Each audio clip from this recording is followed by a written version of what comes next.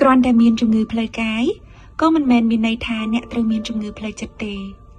គ្រាន់តែរាងកាយពិការតែអ្នកមិនបានពិការខួរក្បាលឯណាគ្រាន់តែខ្វះចំណេះដឹងតែអ្នកពិតជាអាចស្វែងរកការយល់ដឹងជុំវិញខ្លួនអ្នកបាន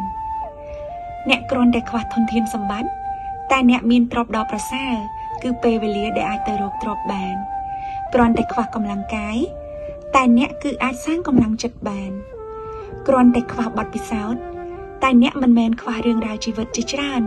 ដែលអាចឲ្យអ្នករៀនដកពិសោធន៍បានដែរបើអ្នកទទួលស្គាល់ថាអ្នកពិតជាខ្វះអ្វីៗជាច្រើនមែននោះតែខ្ញុំថាអ្នកនៅមានអ្នកមានដង្ហើមដកមានវិបាករបស់កម្មដែលបានឲ្យកំណើតមកជាមនុស្សឈរនៅលើផែនដីមួយនេះមានក្តីអាណិតមានភាពកក់ក្ដៅមានការស្រឡាញ់ទទួលបានពីមនុស្សជាទីស្រឡាញ់ដែលផ្ដល់តម្លៃនៅជុំវិញខ្លួនអ្នកគ្រប់គ្នាហើយអ្វីអ្នកមិនអាចមានខ្លួនជាទីពឹងសងនៅតម្លៃជីវិតសាងប្រយោជន៍ដល់ខ្លួនអ្នកនិងអ្នកដទៃបានហើយអ្វីអ្នករំពឹងឱកាសជាតិក្រោយដែលមើលមិនឃើញប៉ះមិនបានពណ៌មិនត្រូវហើយបោះបង់ឱកាសនៅចំពោះមុខ